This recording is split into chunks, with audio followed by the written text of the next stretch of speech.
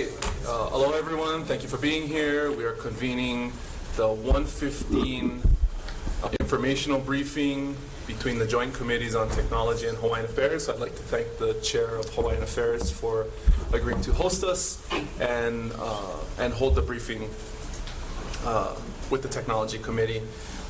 Before we get started, I'd just like to announce to the audience that as part of the Hawaii State Senate live stream pilot project, this proceeding is being streamed live on YouTube and Facebook. The YouTube link can be accessed online on the legislative website notice for this informational briefing, or I guess you can find it on YouTube. With that, we'll begin with Burt. Thank you for being here. Well, thank you, Senator, and thank you, members of both committees, Tech and Hawaiian Affairs. So my name is Burt. I'm the Strategy Officer for broadband in the Department of Business, Economic Development, and Tourism, so DBED. And I was asked to kind of put together a presentation that helps to provide sort of the connecting dots that help people understand how do we actually get broadband to Hawaii. Because there's a lot of kind of misconceptions as to how broadband ultimately gets to your cell phone or your computer or whatever, right? So I'm going to try to provide kind of in a way, a high-level sort of schematic of how does broadband get to Hawaii. So what I want to first kind of do is make it, the analogy that I like to try to draw on is water. And how does water actually go from the watershed through the mountain, through whatever ways that we collect it and distribute it, and ultimately get it to either homes or businesses or farms or what have you, right? So when you think of broadband, kind of think of water and the way that water will ultimately get from the source to people that need it. And there's some really kind of interesting analogies with water, just because, it's kind of it's a necessity for life. And I think we're at a stage now where the knowledge that can be provided through the internet is also, and the benefits, are also an essential to life. So there's a lot of analogies that could be drawn by making the comparison with broadband and water. So anyway, as we go through this, kind of keep that in the back of your mind, and think about how these things get distributed that ultimately will get to your device. Okay. So I head up something called the Hawaii Broadband Initiative. And really, there's a lot of words here, but the Broadband Initiative is to ensure connectivity and subsea and terrestrial to the global internet, for us to connect to the global internet and make sure that that is robust and resilient to create an international hub in Hawaii. And that's for the benefit of all of us in Hawaii.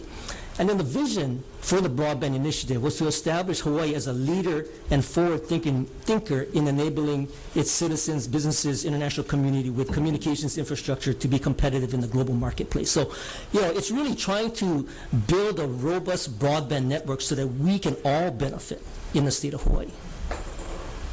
Okay, so this slide is kind of key, because what it helps to do is provide an idea as to how does broadband actually get to Hawaii. And broadband, for the most part, I would say 99% of broadband connectivity is due to submarine fiber cables. Okay, and what you see here is connectivity across the continents, but around the Pacific, what you see above Hawaii are cables that are actually bypassing Hawaii. Okay? Now, there are a number of recent cables that, some of the big players that you might recognize, the Googles, the Facebooks, the Amazons, they're all actually getting their own submarine fiber cable and going from Asia to the continent without having to land in Hawaii. Now, there was a point in time where cables needed to land for repeating, but with the technology as it is now, they don't have to land in Hawaii.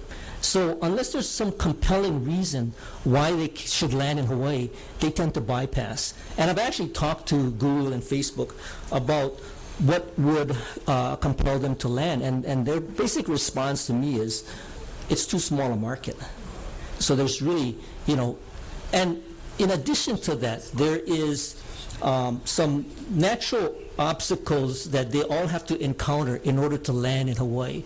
And one of them, could be things like permitting, acquisition of land, doing the surveys, and a lot of times, it's a period of time that they may not necessarily want to spend doing, so they will just go ahead and bypass. So part of the strategy has been, how do we actually build some infrastructure that makes it easier for them to make that decision to actually land here? Okay, so that was part of what the Hawaii Broadband Initiative was all about. But I wanted to, the point I want to make in this slide is the fact that a lot of the cables that are going through the Pacific or around the world, they don't necessarily need to land in Hawaii. Now, this is a drawing. You can tell it's pretty rudimentary because I did it. But it kind of describes how does the actual cable come onto land. And what I've shown here is sort of the undersea portion. And the undersea portion, what I sometimes refer to as horizontal bores that come into the land. They're underwater, under the reef, and think of it as underwater conduits, okay? And in the case of, the potential landings that we were considering, we would do 4 bores. Now, typically when a private company does a cable landing, they will just do 1 bore because that's just 1 cable coming in. But for us, what we would do is actually do multiple bores, so that would now eliminate the need for the next cable coming in to actually have to go through that process, right? So that's a way that we could, leverage our investment to lower the barrier for these cables to land here. The cable comes in, goes under the water, pops up on land, and that's where I had that circle. That's the what I call the, so it's really just a manhole. And you are then distributing that cable typically to like a cable landing station. And then between the cable landing station and the data center, that is typically called terrestrial backhaul. And terrestrial backhaul is, fiber optics on the land, okay? So these are just kind of components that I'll get into a little bit more detail on the next slide. This is really something that kind of depicts inter-island fiber. And what I want to point out on this slide is that we have an opportunity, and this opportunity is at hand now in 2020. There's a project coming up from South America called the South American Pacific Link, and you see that on the bottom right-hand side of the slide. And, as they, and they're in the planning mode now to determine their precise route. But as they come into the islands, they can actually come in and land in Kaka'ako. So the timing for our project was to basically enable their landing and coincide, the bores to help facilitate the landing of their cable. But at the same time, could we look at providing some infrastructure that has connectivity or actual infrastructure that can land a cable into Big Island, Maui, and maybe extend another cable out to Kauai. So it has benefit for the islands in providing an alternative to our inter-island options right now. And if you wonder what are our inter-island options right now, there currently are 2 systems. They're about 25 plus years old. One is called Hyphen, and another one is called the Hicks. And those, if you recall, about I think it was like around, October, November last year, all of Kauai went down.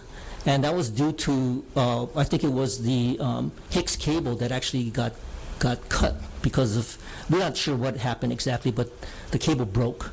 And so all of Kauai was out for internet as well as any kind of telecom service. So that's the kind of risk we run, and having this potential alternative inter-island fiber system would definitely be beneficial. There's a third system, which is Sandwich Isles, and that one is currently going through some proceedings with bankruptcy. So that's another issue that I'll leave to others to discuss.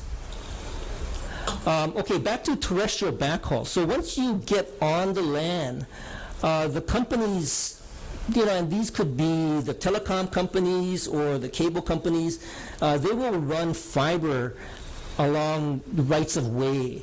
And this fiber could go along roads, it could go along guideways, it could go along pole lines. So that's typically how fiber gets distributed. Now you might think, what about satellite? How come you don't have anything about satellite? Satellite typically is not suitable for a robust, internet backbone, especially when it comes to the kind of speeds you might need in terms of bandwidth capacity, as well as something called latency. And typically, the satellites are, if they're geosynchronous, they're 22,000 miles up. The speed of light, you have to go up and back down. So there's a definite latency involved with the travel of that signal. And that's why fiber optics is much quicker. The longest haul that a fiber optic link might need to go is across the Pacific, which is only 2,000 miles. So that's why, for the most part, when we talk about broadband and we talk about connectivity, the real delivery mechanism is fiber optics. Okay? Now, when we start to talk about how do we get to the homes, typically getting to homes are delivered by either telecom companies, and in our case, Hawaiian Telecom. And how Hawaiian Tel usually gets to homes is, in the past, they would extend copper circuits. So these twisted pair circuits would provide you with voice service. And they would be distributed from what we call a central office. So it's kind of a hub and spoke kind of arrangement. They've been able to do more capacity on those copper pairs by going to services like DSL. And you'll sometimes hear about fiber to the home, but it also is the hub and spoke arrangement. And the telecom companies basically look at extending their infrastructure out to the businesses or the homes. Again, what it boils down to is it's a capital expense for them to extend, that infrastructure from the central office. Now, when we talk about cable companies, and in our case, Charter Spectrum, they typically use coax cable, and coax cable has the capacity to deliver video services, right? So in the early days of the cable industry, their primary delivery to the home was a series of channels for video. Okay. Now, as internet became a popular service, they are also able to carve out some capacity on that coax cable to deliver to the home. So again, telecom companies, they can do either copper or fiber, and in the case of cable television, primarily coax, but they can also do fiber to high capacity locations, whether it be business or even homes. Okay, so that's typically how you start to get out to the actual end user.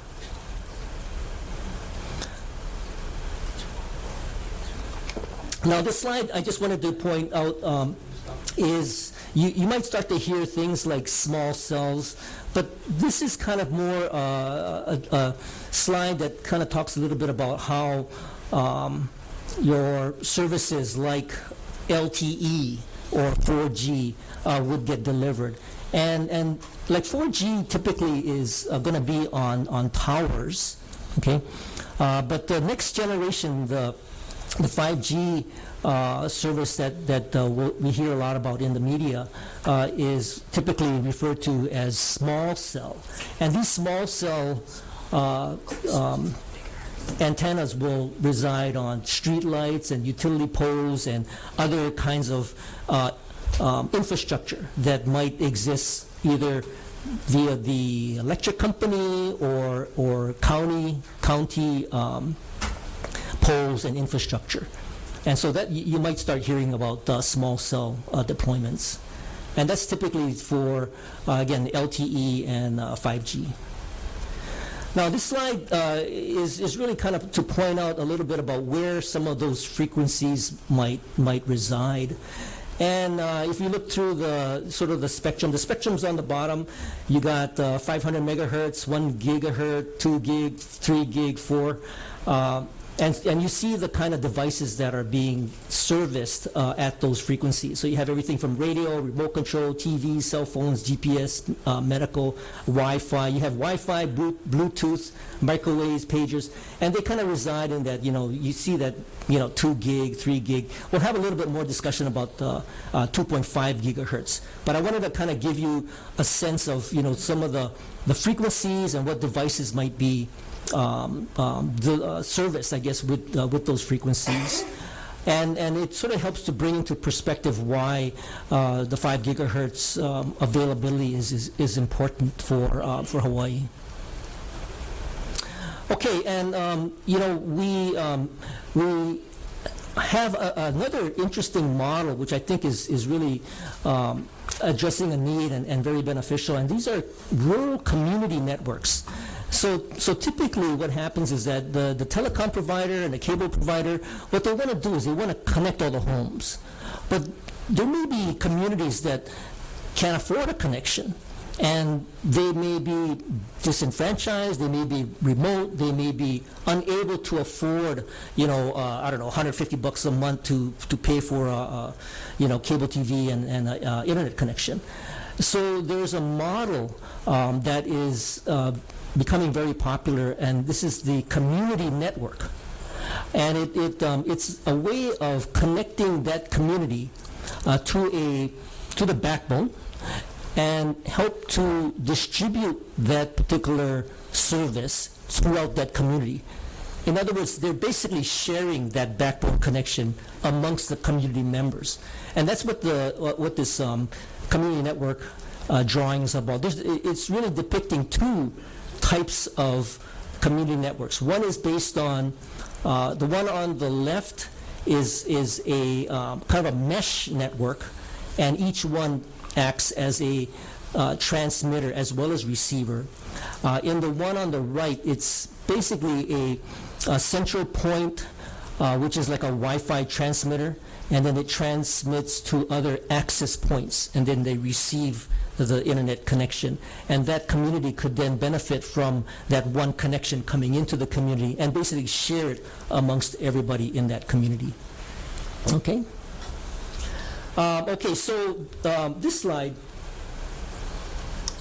I share with, every living soul that I can talk to, is really about the main pieces of the puzzle that I see as being key to delivering broadband throughout the state of Hawaii. And it starts on the left with the carrier-neutral cable, landing to support submarine fiber cables. We talked about terrestrial backhaul. That's the fiber optics on the islands. One of the projects that I'm trying to keep a pretty close tab on is the fiber along the rail. And if you think about it, if fiber was available along the rail that connected everything from potentially connected let's say communities along the rail from Kapolei all the way to Ala Moana, maybe eventually up to UH, in terms of transit-oriented development, there's a lot of capacity that could now be delivered for residents and businesses. You have small cell deployment, which I spoke about. You have inter-island fiber, which is, again, key. It's a key piece of the puzzle that creates this robust, resilient broadband network that I'm talking about, and how do we get out to rural communities? How do we get to a lot of the communities on all of the neighbor islands, right? and that's where some of the rural broadband funding from the federal government might be a way to do that, or through some of these community networks that we can build and build community support for broadband connectivity. Now, what are we building all this for, right? And why are we so interested in broadband?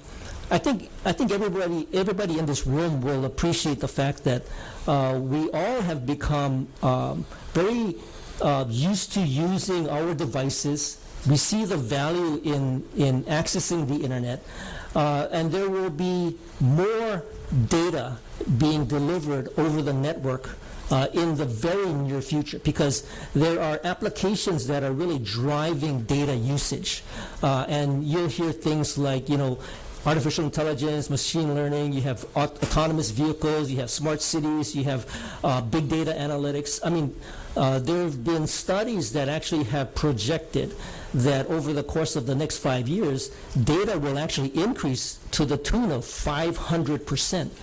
And I did a rough behind the napkin, so back of the napkin estimate. If Hawaii were to experience a 500% increase in data usage, we would actually outpace the bandwidth on our submarine fiber cables that currently serve Hawaii.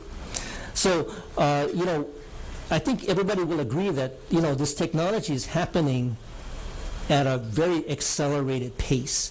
So, how do we accommodate it? How do we prepare for it? How do we actually build environments that our keiki can actually be able to thrive in, right? So having the fundamental broadband infrastructure, I think, is very key to this. Again, so what's driving this growing demand for broadband? I mentioned you have the cloud, you have mobile, you have AI, machine learning, you have artificial intelligence, machine learning, you have edge computing, and the Internet of Things. These are the sensors. These are the things that will have be talking to the network. These devices are all talking to the network, and that's what's going to increase the amount of data that's being delivered, and it's all going to hit the broadband network, and it will need to traverse inter-island, terrestrial backhaul, as well as submarine fiber cables. Some of the applications that we already see driving this demand for broadband is education. And of course, I don't need to mention the fact that broadband is virus-free, and it's important if you want to do things like remote work. You want to have a workforce that is able to do work from anywhere. Telehealth is a key element. We did a town hall in Puna, and when asked, how many people have to fly to Honolulu for health, everybody raised their hand. So here's a way that delivery of health services could actually be done over telehealth, but you need a broadband network to do that. Public safety, agriculture, I mentioned remote work, and entertainment. I think everybody here will attest to the fact that they have their Netflix, and they stream their videos, and whether it's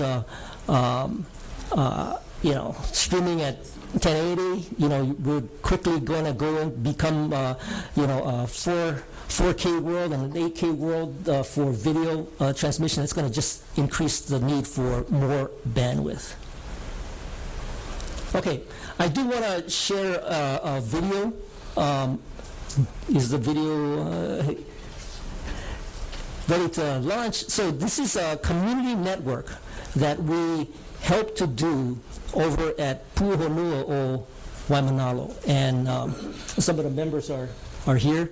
And I think this is a depiction of what can be done to extend the network. It's not all about big money and fat submarine fiber cables. It's how do we actually get to the people that need to get access and how do we help to drive self-reliance and self-determination. So this is a video that was done by independent media called Now This.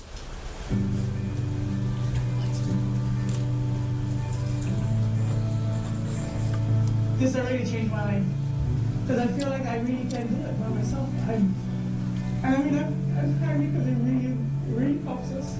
In this state, it is really hard to survive. It really is hard to survive. So us having internet here, we don't have to leave this place. We now can make money from home. We can do a business from home. I mean, it just means freedom to us.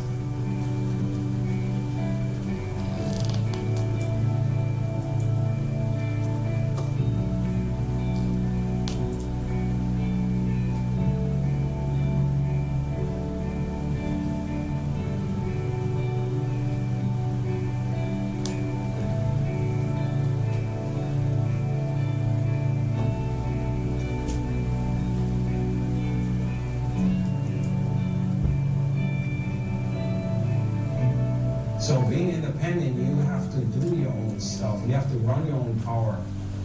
You have to run your own water. You have to build your own roads. And we've done that over here for the last 25 years. We've built our own houses.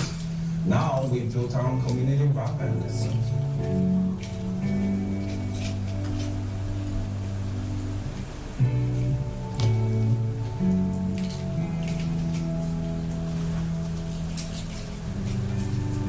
Our internet service prior to this build was very spotty at best. We had cell service. There is one house that was getting internet off of this one pole here. But other than that, everybody else's internet was really terrible. They had a dish service, usually satellite internet, and in order for that to work, other people had to not be on the internet, so you could only do one thing at a time. It's going to be independence. When we live here at Pu'uno, we strive for total independence from the fake state of Hawaii. We've been under illegal occupation of the military for the United States of America. This allows us to continue our stance of independence on the web.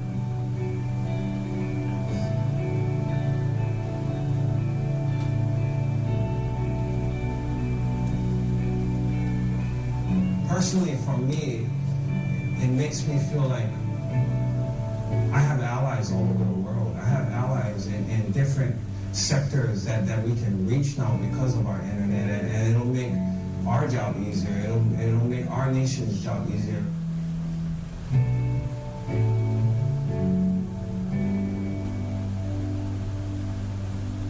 It's going to be amazing, especially when I start school, because then I can do my homework in a better productive way. And then my kids' iPad will stop buffering and they won't bother me all the time. Kids oftentimes had to go down the road. They had to go to McDonald's. They had to go to Starbucks to finish uploading their projects. So, and it was frustrating for a lot of the parents because they had to, they had to kind of rearrange their lives and just to keep their kids from falling behind. We started to realize that the kids were all online. They were learning everything online in school. It made me realize that without this technology, without the involvement in the digital world, that our kids were falling apart, which would mean that they would even have, hard time in their homes with their parents.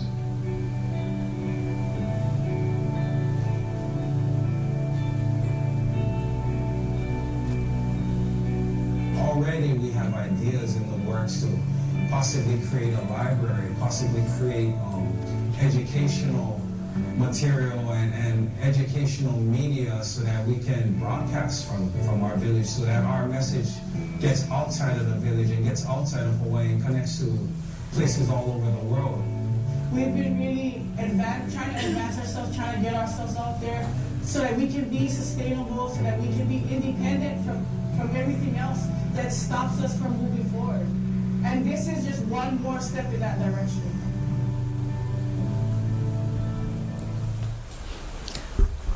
Well, again, thank you, Senators, for giving me the opportunity to share with you what it is that the broadband initiative is all about. And, we have other speakers, so we will save any kind of questions till later on. Okay, thank you. Thank you, Burt. So up next, we'll move into the 2.5 gigahertz tribal priority window, what that is and what that means. So we'd like to introduce Ejael Casaperalta, who is a tribal communications attorney, who we're very grateful to have here joining us. Aloha. Thank you, Senators. I do have a PowerPoint if you want me to display that. If not, that's... It's already set up. Do we just hook it up? Sorry.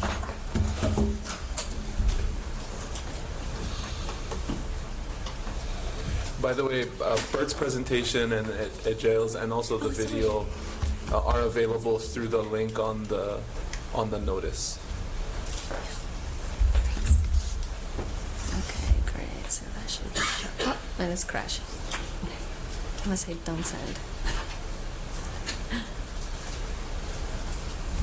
I think if I go to presentation mode somewhere, right? Yeah.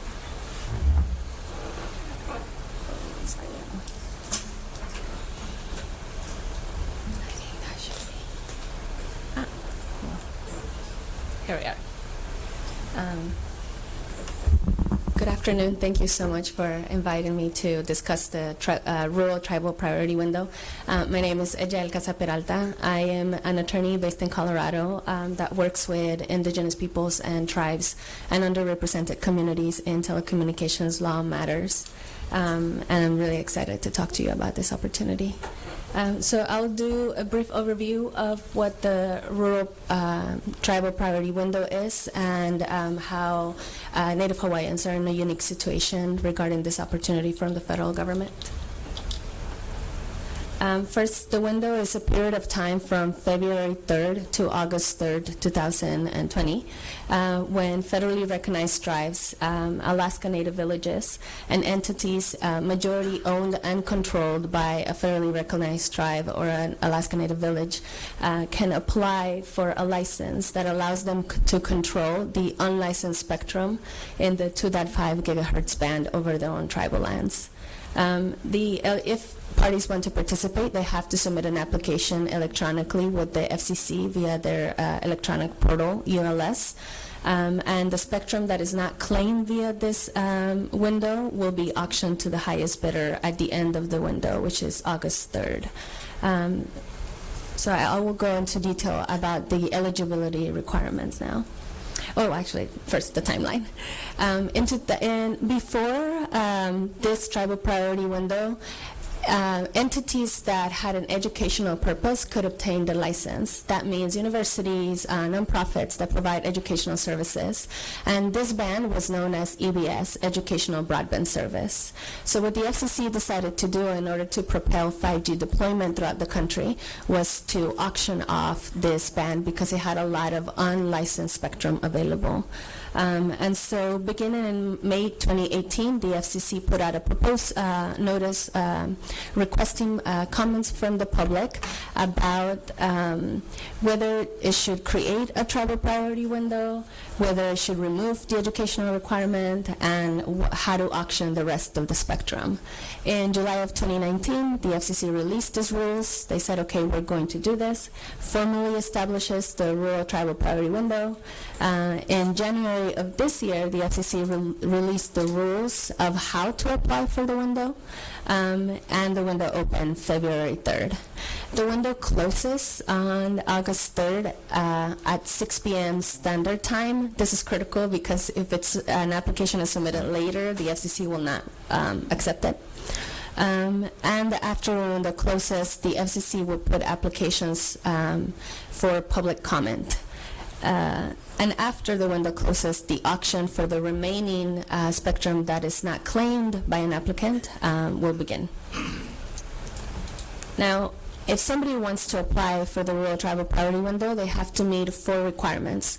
The first one, and this is critical for the situation in Hawaii, is that an applicant must be a federally recognized tribe or an Alaska Native village, a consortium of federally recognized tribes or Alaska Native villages, or an entity that is majority owned and controlled by a federally recognized tribe or Alaska Native village.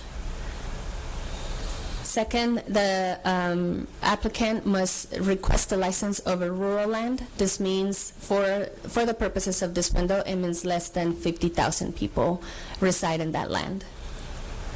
The third requirement is that the land where the applicant is requesting a license must be tribal land. The FCC used the following definition in tribal land, and it includes Hawaiian homelands by statute. The fourth requirement is that the applicant must demonstrate local presence. This means that the applicant should use whatever arguments and information is at their disposal to say that they reside on the land, that they have businesses on the land, or that they occupy it in some way. And each applicant has to demonstrate local presence over the land where they are asking for the license. A fifth requirement that the FCC doesn't necessarily list, but is critical, is that there must be unlicensed spectrum over the land. So for example, in urbanized areas or in more populated areas, the spectrum might already be taken, and though there might be an applicant that can request a license, even if that license holder is not using the spectrum, they can apply for a license. So this has to be unused spectrum. An important consideration for anybody submitting an application is mutually exclusive applications. If more than one applicant submit an application requesting a license for overlapping lands, or for the same land, or for the same spectrum channels, the FCC will consider this to be a mutually exclusive application, which means that by statute, the FCC has to send those applications to competitive bidding. Before the FCC sends a mutually exclusive application for bidding between the applicants, they will create a 90-day settlement window at the close of the application. So on August 3rd, the FCC will describe, will set up the settlement window, and applicants who are essentially competing with each other for the same license will have 90 days to try to settle it. If they don't settle their claim for the same license within 90 days, then they will have to bid against each other in a single closed bid round. And if applicants go to that bidding round, they cannot talk to each other because the FCC's anti-collusion rules are in place. So applicants, even if there's more than one applicant submitting for the same license, then they'll have a time to figure out how they can negotiate an agreement. And then if they don't, then they'll have to bid against each other. The FCC recommends neighbors talk to each other to avoid mutually exclusive applications, because a mutually exclusive application can happen if your lands are right next to each other, right? And so you want to avoid any like spectrum overlap, or if you know that somebody else will apply. So conversations ahead of time are critical. The requirements to keep the license, the FCC grants licenses for a period of 10 years. So the license is for 10 years, and then there are renewal proceedings that are automatically renewed for a period of 30 years. But any licensee still has obligations to meet in order to maintain the license. For these particular licenses, during the rural tribal window, applicants have to meet deployment at year 2 and year 5 of the license. Generally, and my colleague Admiral Mariel Triggs will discuss more of the deployment requirements, but generally at year 2, the license holder will have to complete deployment to 50% of the population, and then at year 5, 80% deployment. An applicant does not have to provide a build-up plan at the time that they apply. They can just submit the application, and then they'll have 2 years to figure it out. The applicant an applicant that's awarded a license can also work with others. That could be internet service providers or any other entities in their area to meet those build-out requirements in order to keep the license. Including they can actually lease that license in order to meet the build-out requirements. They just can't sell the license right away, but they can enter into agreements to meet the build-out requirements. And there's no monetary penalty if the applicant doesn't fulfill the build-out requirements, but they do run the risk of losing the license. So if by year 5 there's been no deployment, met, and the licensee at that time might lose the license. So that's the penalty. Well, now and all the time and effort that was put into it. Oh, what? That's not right. I don't know what happened. My slides didn't make it all the way through. Oh, wait, no, yeah. I just didn't change the title. Apologies. Okay, that title is supposed to say what is the situation for, what is the unique situation that Native Hawaiians are in regards to this, to this opportunity. So as you saw in the requirements, you have to be a tribe, a federally recognized tribe, or an Alaska Native village, or a entity that is controlled by either of those two. Native Hawaiians are neither of those categories, and so they don't fall under the eligibility categories that the FCC set out. However, Hawaiian homelands are part of the application and of the tribal priority window. So the FCC recognized Native Hawaiian homelands, all 50 plus of them, but failed to point out who can be the right applicant for this. I don't know why the FCC did that. It might be that they just didn't know. Then what resulted was that broadband advocates in the state of Hawaii had to come to advocate to let the FCC know that they may have done this oversight and to offer some sort of solutions. So what happened since the FCC announced the window is that the Department of Hawaiian Homelands, the Office of Hawaiian Affairs, and Governor Ige sent letters to the FCC alerting them to this problem, saying, hey, you included our lands, but you don't include us. So please rectify this. Also, a petition by Burt, who just spoke, from the Department of Business, Economic Development, and Tourism. He submitted a petition for reconsideration to the FCC. When the FCC finalized its order establishing the tribal priority window, Burt said, you need to reconsider how Native Hawaiians are part of this because you've left us out. That's still outstanding. The FCC has not ruled on that petition for reconsideration, but what it did is that it created this opening of a window for Native Hawaiians to continue to have a stake in the fight. Then after that petition was submitted, the Department of Hawaiian Homelands submitted a waiver requesting the FCC to allow them to be considered an applicant. That waiver, my colleague Tyler will speak about it more. And what that did is essentially, again, tell the FCC, you've left us out. Here, there's interest for Native Hawaiians to participate. How are we going to do this? And I want to be really clear. The waiver does not grant a license to DHHL. It merely tells the FCC, hey, DHHL is interested. Could we apply? The FCC has not ruled on that waiver yet. The FCC doesn't have to rule on waivers. I hear that there are waivers outstanding for years. But again, along with the petition, the waiver and the petition keep the door open for Native Hawaiian participation in this licensing opportunity. Any other applicant that wants to participate will have to, could submit a waiver requesting we want to be consider an applicant as well, and will have to submit an application. If the HHL wants to get a license, they still have to submit applications for however many Hawaiian homelands they want to hold a license for. And that wraps up the situation that Native Hawaiians are in. Thank you. Thank you very much. I have one quick follow-up question. Yes, of course. If the petition to the FCC is denied, then what happens to that spectrum on Hawaiian homelands? The petition, the DHHL petition, the waiver? If the FCC determines or doesn't respond or determines that the Department of Hawaiian Homes is not an eligible applicant, who gets the spectrum? No one. Right now, because then the FCC essentially would be saying no one is the right applicant. Right now, the FCC in its rules did not say who could apply.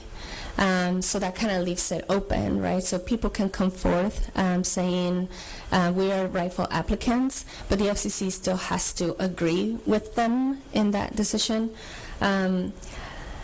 I can't tell you what the FCC thinks. I'm not an FCC attorney. I don't think they will tell you, but I can't imagine. I don't know if they will say no to any applicant. This is a pretty major oversight for a federal agency to leave a major, component of the population without an option to participate in a license. So I doubt that the agency will say no one can get a license, because if no one claims the license, then by their own rules, somebody can bid for them, right? After the window closes, exactly, private entities could bid for the spectrum on Hawaiian homeland. Right, but I would say that any interested applicant has a strong case for taking the FCC to court, to federal district court, to the District Court of Appeals, because they could have not intended to left out Native Hawaiians from this opportunity that is explicitly designed to increase access to Native and indigenous peoples across the United States. So I can't imagine that the FCC will say no one gets to apply for Hawaiian homelands. I think that the fact that these petitions are before the FCC keeps the door open for that, and you're demonstrating interest from Native Hawaiians to participate, and so I can't see the FCC turning down an offer turning down interest from applicants. But I will say that if DHHL's waiver is not granted, it doesn't mean that other people can't request a waiver to be applicants. And nothing in the FCC's rule says that you have to have a decision on the waiver before submitting an application. I would encourage Native Hawaiians to still try to submit applications. This keeps the door open, but it's not certain. This is uncharted territory. I'll finally close by saying that. If there are any other questions for later. This is the first time in the history of the Federal Communications Commission that the federal government makes licenses available for indigenous peoples to provide internet service at this scale. So this is the first time in the history of the Commission since 1932 that the Commission is engaging in conversations with tribal governments, with tribal entities about what it means to close the digital divide as envisioned by indigenous peoples themselves. So it's not surprising to me that this oversight of including Hawaiian homelands but not identifying who the applicants are was put out there, because I frankly don't know if the Commission has encountered such a question before. Thank you very much. Any other questions? Okay, thank you very much. I'm going to tee up the presentation for the next one.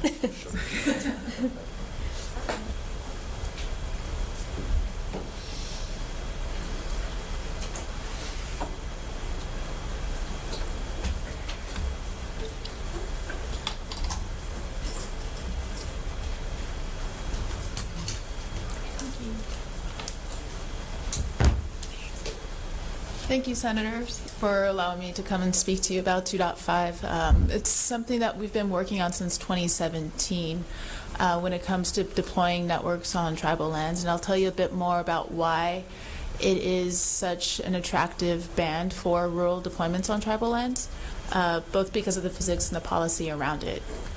Before we get started, can you introduce yourself for our friends on the internet? So my name is Marielle Triggs. I'm the CEO of MuralNet. We're a nonprofit that helps tribal communities deploy their own networks on their own lands in the ways that they want in order to achieve the visions that they have for their people. Thank you. In 2017, we're based out of the Silicon Valley, and that might give a little insights of how we operate. We look at issues, we try to figure out where the crux of the issue is, and then we tackle that, and oftentimes we figure out that the solution's an app, but not all the time. So back in 2017, we were looking at connectivity issues in rural America. The reason why I was there personally is my mom came from the Philippines. My father came from Chile. They came to the U.S. in order to get educational opportunities. And growing up in the Bay Area, I was lucky to be where I was at. It was kind of a lottery because I had just excellent free educational opportunities all over. And as my parents wanted, I became an engineer. I went to the schools they told me to go to because that's what you do when you're the child of immigrants.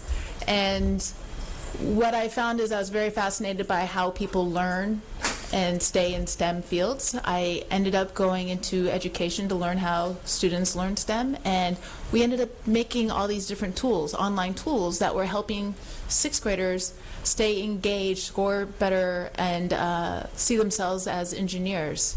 And what that tool was a half-hour video that they watch in August. So we're making these silver bullet solutions, and I thought we were helping, and then a friend of mine said, you're actually increasing the opportunity gap between those who have access to high-speed internet and those who don't. So that's why I was attracted to this group, MuralNet, at the time all volunteers, because that's what they were tackling. How do we get sufficient broadband to these areas where it was needed the most, especially within the U.S. borders? And tribal lands were hardest hit. So in 2017, it took quite a while to partner, actually. And the reason why is you need to build trust. We met Councilwoman Ophelia Wadahamaji-Corliss, you can see her on the graphic on the top, through Dr. Chad Hamill at Northern Arizona University. And it took a while to sit down and talk about what they wanted for their community. What did you see connectivity to be like? And what she wanted was to get educational opportunities to her students. The reason why is their brick and mortar school only goes up to the 8th grade. After that, students have to leave home if they want to pursue anything higher. And not only that, their K-8 BIE school was ranked last out of all the BIE schools in the U.S. So when it came to what we did, we thought the issues were fourfold when it came to connectivity on rural tribal lands. One was access to software that runs networks. It was really, really expensive. So back in 2017, we're partnering with some organizations, Facebook being one of them, to develop an open source version of that. And you can now download a whole network core that would used to cost you $100,000 for free off the web on GitHub. So that was successful. We worked with a company called BioCells who was selling carrier-grade equipment at really cheap prices. So what used to be, again, a ridiculous amount of money in order to put up the hardware, all of a sudden it was costing us less than $15,000 to get the necessary equipment to connect Councilwoman Ophelia Wadahamaji-Corliss's people, the Havasupai. And also, there were issues when it came to backhaul, which is that middle mile and internet backbone that was being talked about earlier by Burt. That's not necessarily the issue in the United States. Back in 2012, a lot of fiber were trenched to almost every single school in the U.S. Due to some of the E-rate monies made available by the government. So the last thing that was missing is whenever you're having these radios talk to each other, whenever you're trying to deploy wireless internet, you need some frequency to broadcast on. And what's special about EBS is that you can get incredible throughput for a certain amount of distance that you can travel.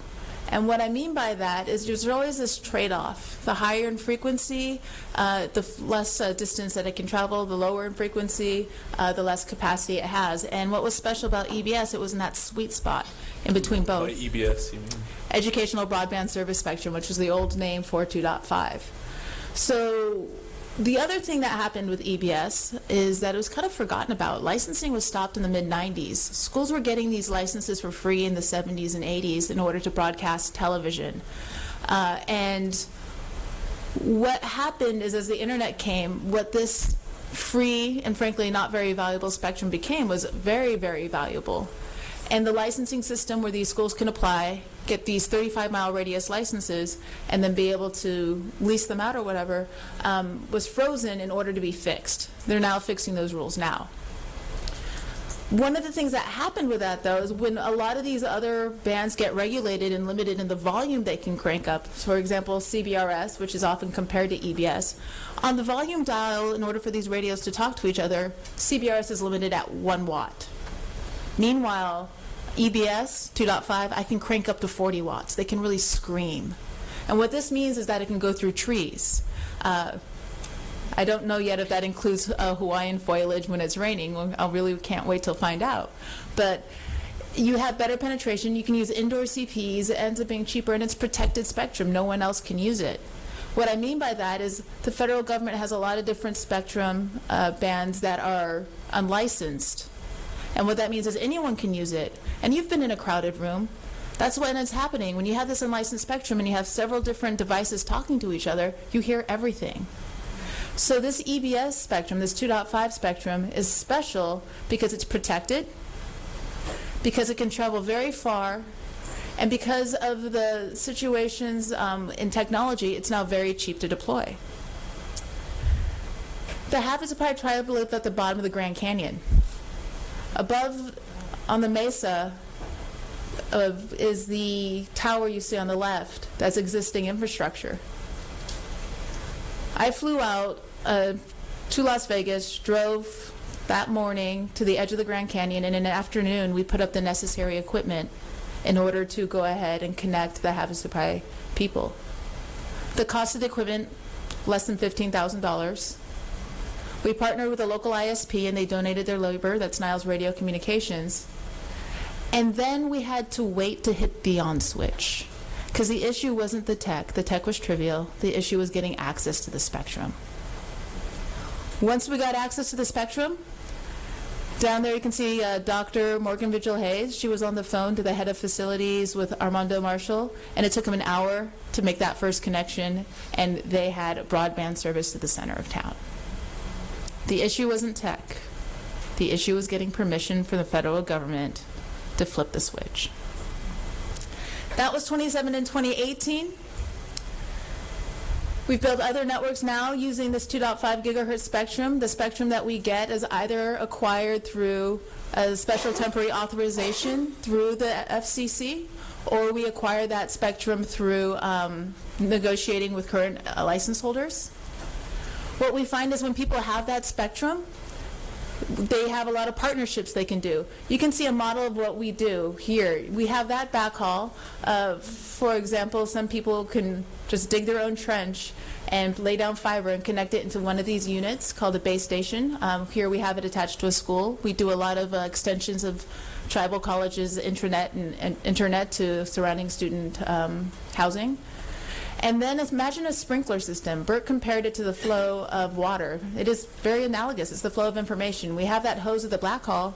Then we have the sprinkler system that can then distribute it across the homes. And we could put in user end devices, some that you can just plug into the wall that will convert that cell signal into Wi-Fi. Some people choose to do the whole thing, like the Hawai'i. Councilwoman Ophelia Wada-Hamaji-Corliss has been running her own network for the last 3 years on her own. It takes her just a couple hours a month. She didn't necessarily see herself as techie, but it's pretty easy to pick up and learn how to run these networks. Some folks have the spectrum, and what they decide to do is trade it. Spectrum is a valuable and frankly bankable asset, which is unique and needed in Indian country, because a lot of the times they don't have the ability to do the same thing with land. But now they can have access to their airwaves and license to their airwaves. And what do? They can trade it for service. You can use our bandwidth, but you got to give us some free internet. I'm down with that. You can use it to say, hey, I'll give you some of my spectrum, some of my bands, but that means that I can put my materials up on your towers. And there's such a huge amount of spectrum that there's plenty to share. A typical network is about 20 megahertz.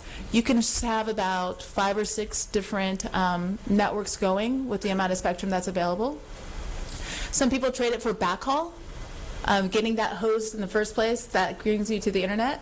There's many different things you can do. And the people that are interested in partnering are all over the place. The local ISPs, the major telecoms, emergency services, power companies. The telecommunications touches pretty much every aspect of our life right now. There's a reason why the UN recognizes it as a human right. So what does the spectrum do for folks on tribal lands? It gives them options, it gives them leverage, and they can then determine what they want to do with their internet future. And it's cheap. I want to clarify that. It's cheap to put up the sprinkler system and connect your people. You still have to pay for that backhaul. Now, here's an example for a tribal college that we did. It used 20 megahertz of the spectrum. It cost less than $11,000. You can see the cost of labor.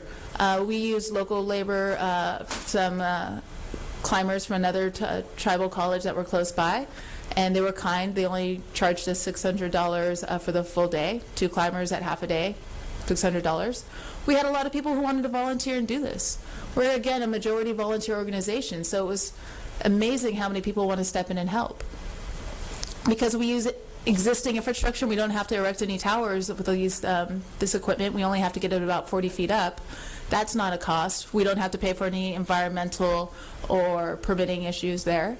Again, the equipment's cheap, and you can see that you get great coverage.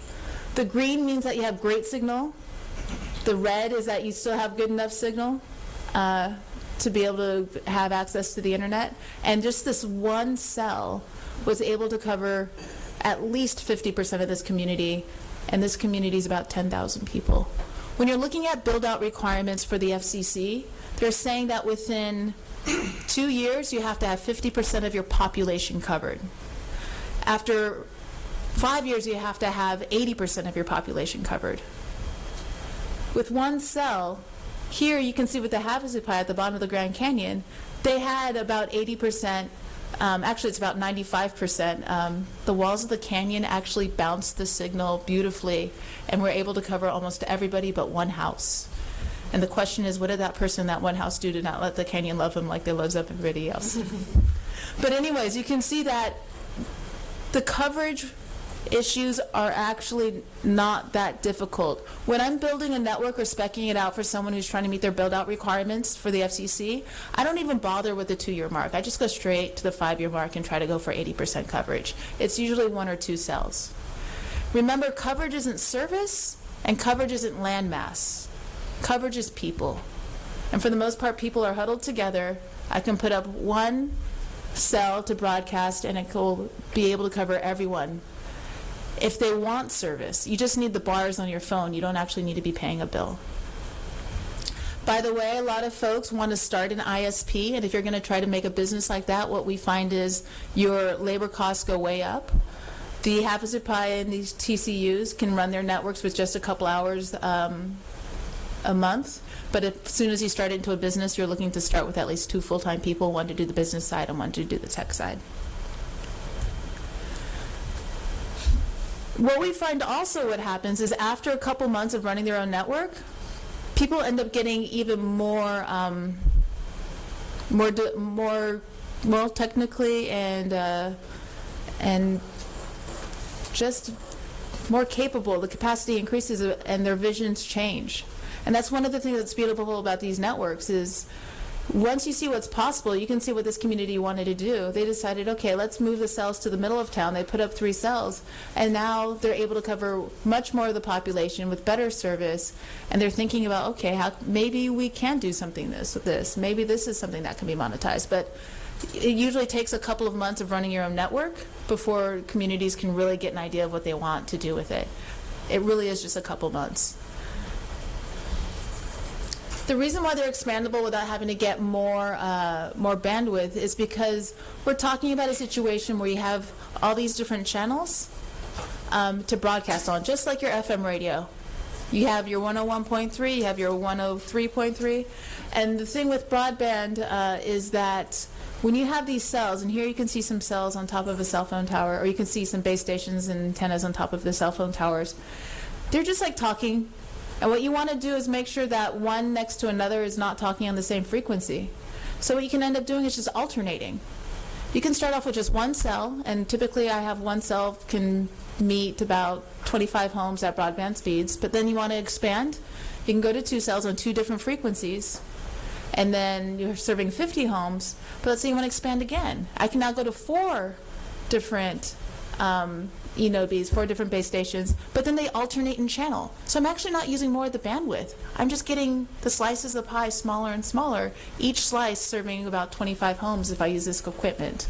So once you have a set amount of spectrum, if you take this 117.5 megahertz of spectrum available and you chop it up, there's ways you can grow within the different sections that you have. So one of the things I want to point out, and Egiel, is it okay if I open up a browser?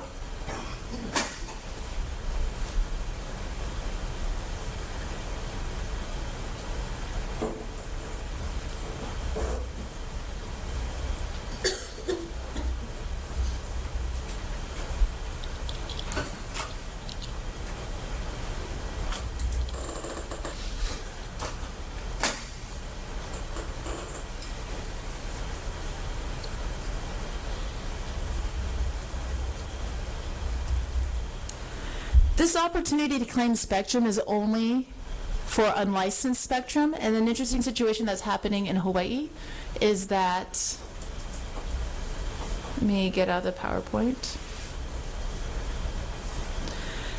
is that on Oahu, all spectrum is licensed.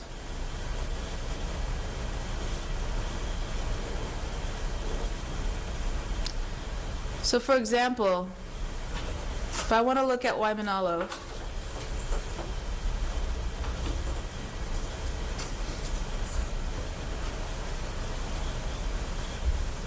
I can see that there's 5 entities, and probably only me, because that is really an eye chart, isn't it?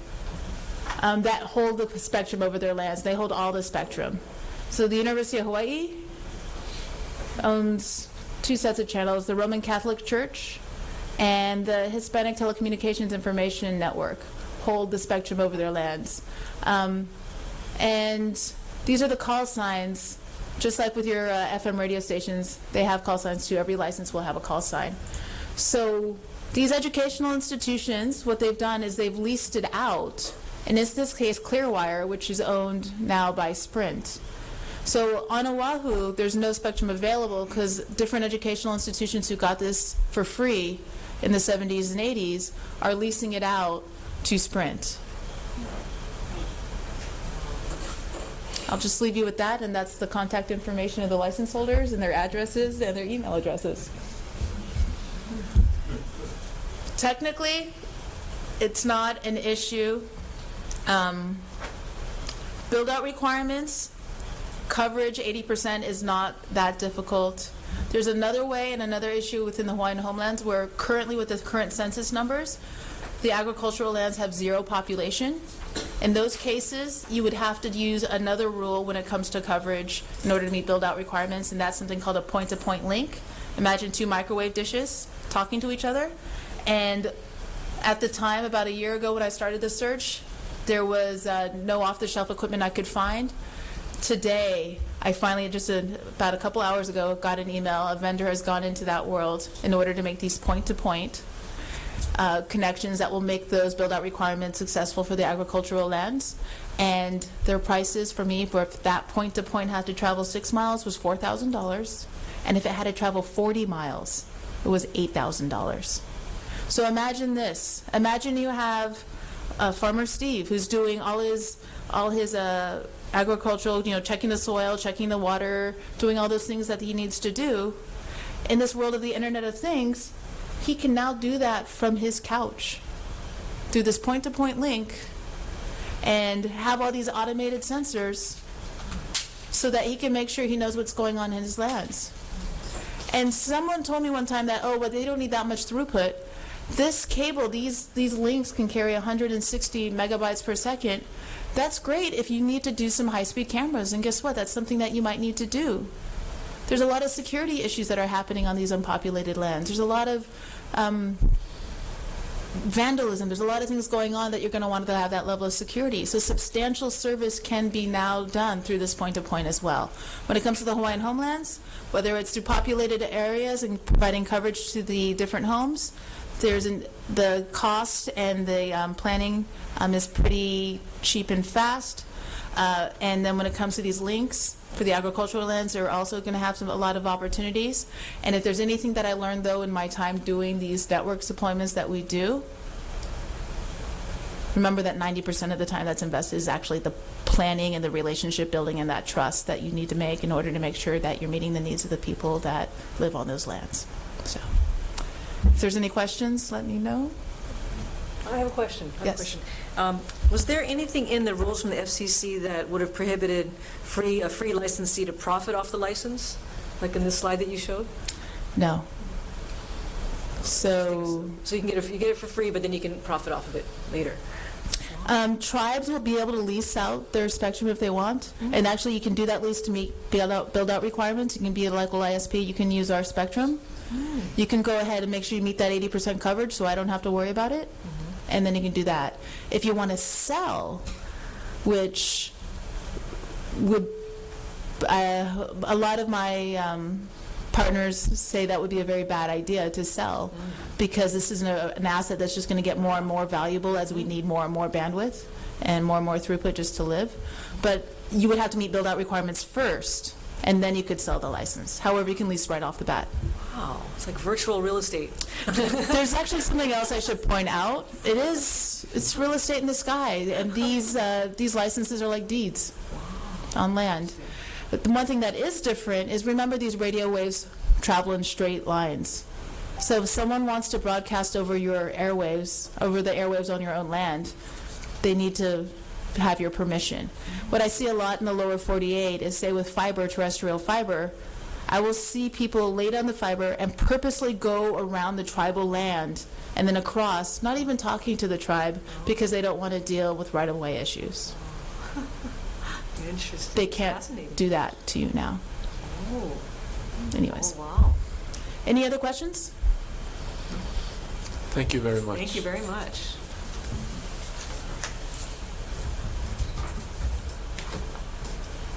Okay, so next we'll have, at this point, Tyler can come on up. What we'd like to do is pivot to what's actually happening on the Hawaiian homelands now, how telecom service is set up on the homelands, and then what the department is doing about this tribal spectrum opportunity. Chair Shimbukuro, ke hokolole, aloha mai kako, o vo o Tyler Kipa Gomes, ka hopi luna ho kele no kena o ka aina ho pulupula. I'm here primarily to speak to what the department is doing with regard to the 2.5 gigahertz tribal priority window. As was mentioned, we submitted a petition for waiver to the FCC, and all that is, in layman's terms, is a request for them to waive or not enforce certain elements of the rules that they put forth in terms of eligibility. Again, as was mentioned, the tribal priority window is extended to federally recognized Indian tribes, and it applies to a designated set of tribal lands. The problem therein is the designated lands, by definition, include Hawaiian homelands, and to go off of what Mariel was just saying, Hawaiian homelands that are on the neighbor islands, given the fact that the lands on Oahu are all spoken for. The problem is, as we know, Native Hawaiians are not federally recognized. And so there are two requirements in order to ask the FCC to waive their rules. The first is that there would need to be sort of an impossibility that would frustrate the purpose of the rule itself. And then the second would be that waiving the rule would serve the public in general. And so that's the basis of our argument. I've submitted to the committee members a copy of the petition that was filed. For the folks that are viewing on the internet, you can find the petition for waiver on the FCC's website and their electronic filing system. So again, the argument is twofold. The first is that by excluding Native Hawaiians in terms of who is eligible to apply, but allowing Hawaiian homelands to be covered under the window, it creates a legal impossibility which no one could apply for that spectrum, and that ultimately would frustrate the purpose of the rule, which again is to empower indigenous peoples to embrace connectivity on their lands. And then the second point being that it serves the public interest to do so. As you folks are aware, the department and the state have a public interest in maintaining resources for Native Hawaiians on Hawaiian homelands. So the argument is naturally it makes sense for the department to at least stake a claim here in order to preserve it. And the reality is, up until we submitted our petition, and I think as of today, there being no other petitions, and certainly that doesn't stop anyone else for requesting a waiver. If no one asks for the waiver, essentially we lose out, and then it goes to an auction or a bid. And I don't think that was the intent of the FCC. The department certainly doesn't want to see that outcome, and so we felt it necessary at the very least to stake a claim that the department should be eligible to apply. As was spoken about before, this is not the application for the license itself, nor is it an award, and it's a promise of neither. This is just a request to the FCC to waive their rule. So Senator Kehokalole, you asked what would happen if they said no. That's certainly one possibility, is they rule, or they don't rule. Either way, they do not define an eligible entity to apply for these, and therefore it would probably go to an auction. Another possibility is they say, DHHL, you are eligible to apply, in which case we would. I don't know that they would go as far to say all Native Hawaiian entities could apply. They might, but that's not for me to decide. So that is the basis for the petition. As far as status, there was a comment period that's concluded. I don't believe any comments were submitted in regard to the department's petition, so it's left to the FCC to make a ruling. As was also mentioned, these could be outstanding for a very long time. And so we have to keep in mind that the application period for the tribal priority window goes out through August 3rd. So naturally we'll have to begin working towards what that looks like with or without a granting of the petition in order to preserve the claim. How do we submit an application for the lands? Before you continue, respectfully, Deputy, I've been reminded on multiple occasions during this live stream pilot period to speak slow enough for the individuals watching online and for the captioners to transcribe. My for apologies. For our population who are following the proceeding through captioning. I will do my best to speak slower. Thank you. So, in terms of applying, my understanding is that the FCC has identified at least 50 areas that are considered individual homelands. So, communities that we see, Kaikinui, for example, that is one Hawaiian homeland in the way the FCC inventories what lands are eligible. There being at least 50, that would require 50 separate applications from the department for the spectrum for each of those. As was also mentioned, it's not as if the full spectrum in 2.5 is available. Certain entities have staked claims, so it's only the available lands. So the work ahead involves, as Mariel said, a lot of planning. It requires us to understand the needs of each of those 50 plus communities. It requires us to understand the number of individuals within those communities, because that will define what the build-out requirements are. It requires us to take a look at neighboring communities and what potential implications there are there. So the bulk of the work is going to be in planning each one of these applications, what they look like, what spectrum ranges are available, and how many people would need to be served in order to satisfy the FCC requirements. Then we'd ideally submit applications for all 50 as an entity who actually does have presence in each one of these communities. That is a great deal of work between now and August 3rd. We've been very fortunate to have the support of DBED and the Office of Hawaiian Affairs. They supported our petition for waiver, and that was, we memorialized it, but that was just them showing support. We've had discussions with the FCC in order to make sure we understand this process, so that's been in the works for several months, and we've been incredibly fortunate to have consultants like Mariel and Ediel to help us understand this. ideally, partnership and consultants will be required in order to move forward, in order to prepare all of these applications and make sure they meet the requirements. That's where the petition's at, and I'll submit to the committee if you folks have questions about the petition. Before we move on to the Attorney General's office, do you have any specific questions? I can wait till the end. Yeah, I think perhaps we will convene everyone at the Okay. end and Yeah. take some questions. All right. Thank you. Thank you very much.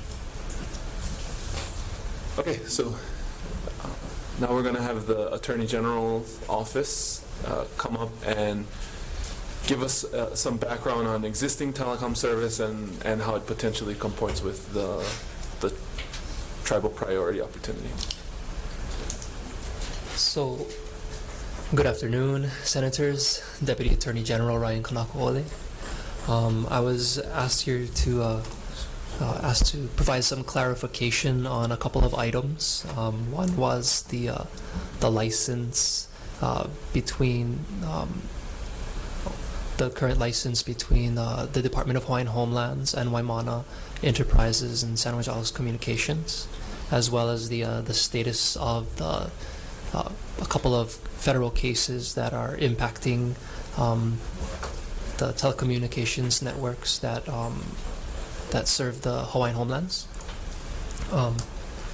Those cases being the United States versus Sandwich Isles Communications, which is a federal case before the United States District Court, and the other case being In Re Paniolo Cable Company, which is a involuntary Chapter 11 bankruptcy.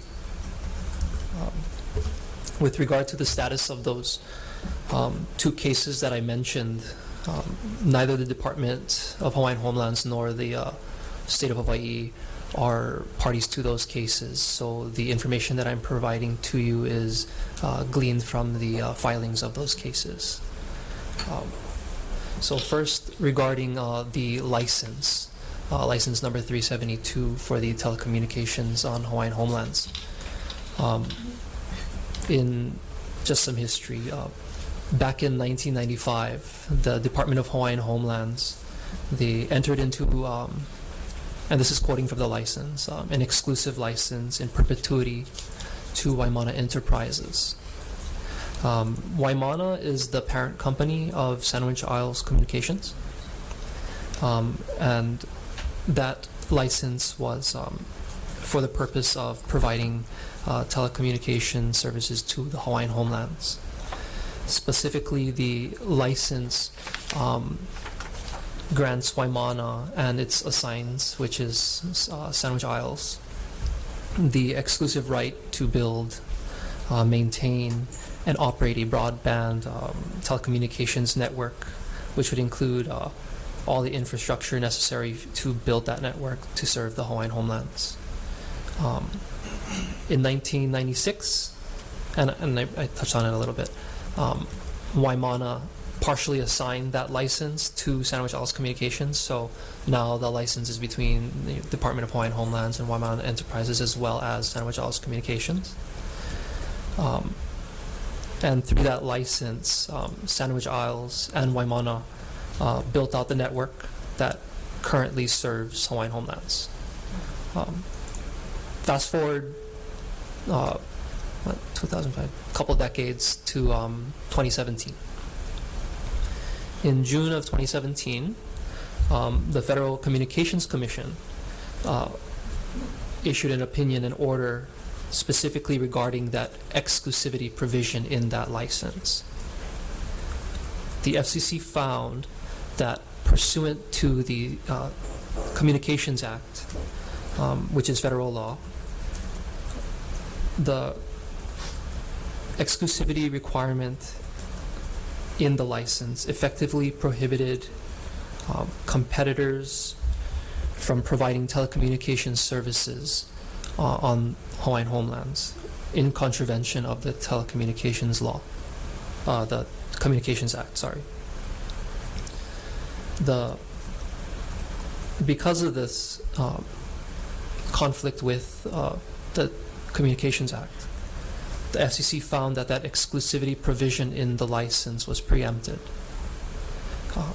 What that means is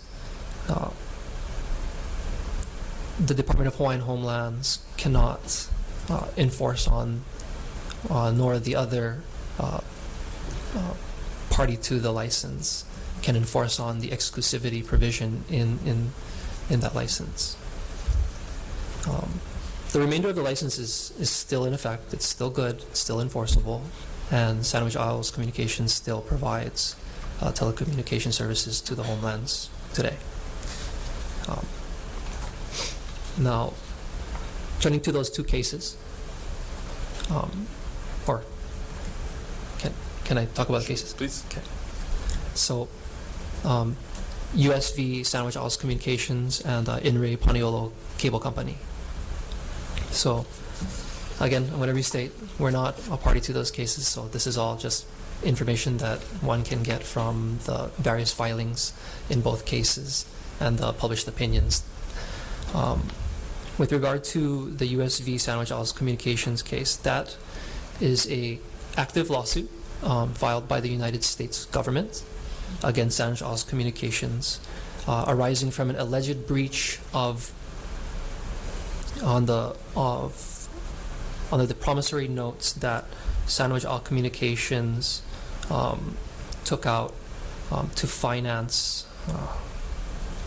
or basically they defaulted on loans that Sandwich Isles took out with the Rural Utilities Service, which is an agency of the USDA,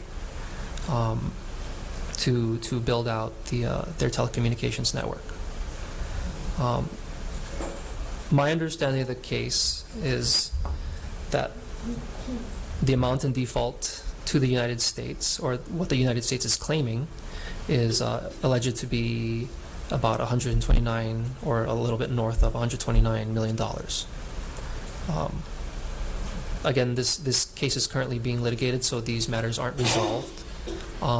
Most recently, I think in the July of 2019, Judge Seabright ruled on one of the claims in a motion for summary judgment,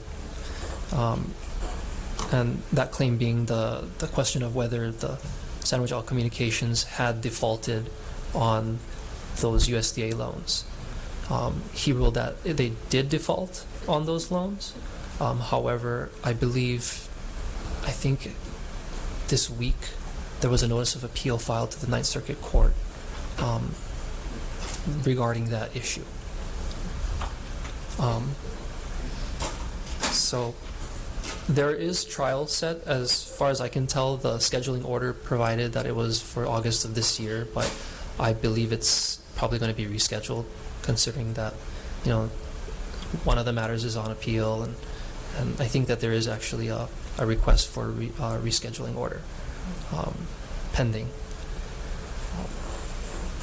So, turning to the other case, the bankruptcy case, In-Ray Paniolo Cable Company. So this is also an active case. It's an involuntary Chapter 11 bankruptcy.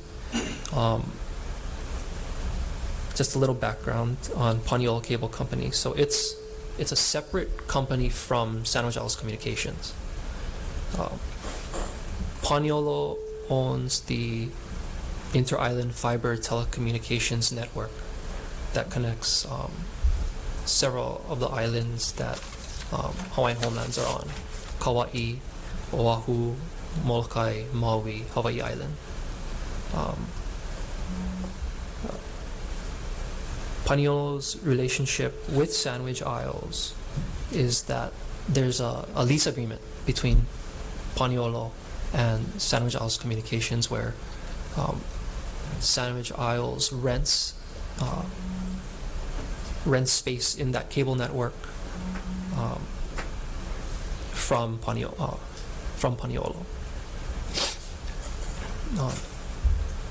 So Paniolo Cable Company, they obtained financing from several sources, a couple of banks, and I think like a venture capitalist firm. But in 2018, those creditors who financed the build-out of that cable network, they petitioned for an involuntary Chapter 11 bankruptcy to force Paniolo into Chapter 11 for having failed to make payments on those loans that they pulled out. The total claim by these creditors in its initial petition was more than $250 million. I think it was around $255 million. So the bankruptcy court granted the involuntary petition. Paniolo was put into Chapter 11, and a trustee was assigned to take over the assets of Paniolo throughout the bankruptcy, and that's where we are right now. There's a trustee assigned to this bankruptcy. They're handling the Paniolo's assets. In June of 2019, June of last year, the trustee for Paniolo filed an action against Sandwich Isles Communications because, according to the filings, the trustee alleged that the Sandwich Isles was in default of that rent, that quarterly payment, those quarterly payments that were owed to Paniolo for the space on the network. And apparently, according to those filings, Sandwich Isles was the sole source of income for Paniolo, and therefore it was the sole source of payment for Paniolo to the creditors. In this past December, the bankruptcy court entered a judgment against Sandwich Isles in favor of the trustee, and there was a judgment lien for over $256 million against Sandwich Isles Communication in favor of Paniolo.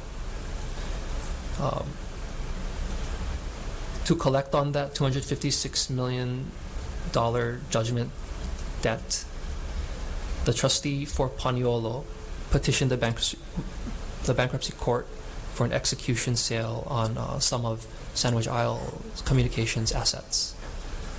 That was granted by the court, and the execution sale for those SIC assets is set for tomorrow.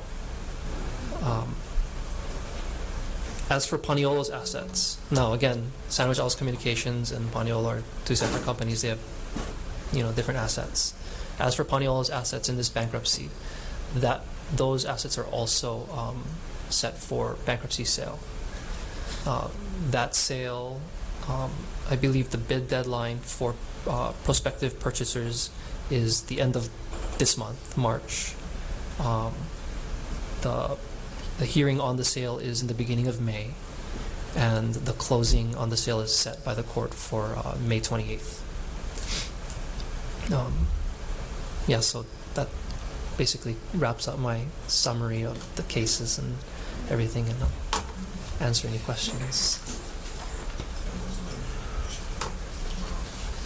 Okay, thank you. Why don't we have the rest of the presenters join us in the front for some closing remarks.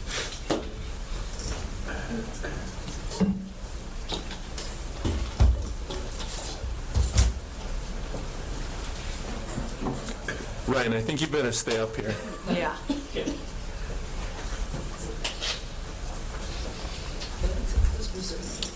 Yes.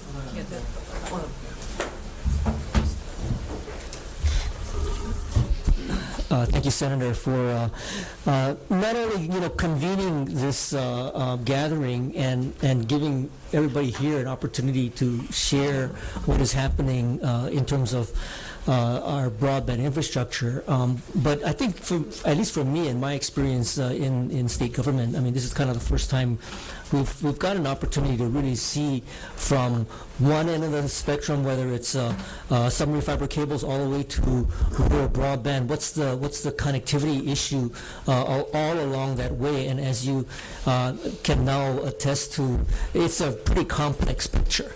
And there's a lot of dependencies along the way that could have a major impact on the ability for Hawaii to actually have a robust and resilient broadband network.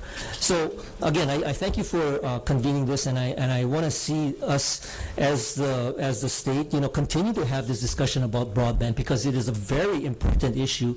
And whether, if we don't understand all the key pieces of the puzzle, I think we will run into a situation where we will let elements of it fail, and all along the way, downstream of that will be affected. And if we're trying to provide connectivity for everyone in the state of Hawaii in a very robust, resilient way, we need to know that all those pieces of the puzzle are dependable. So again, I thank you, and those are my concluding remarks.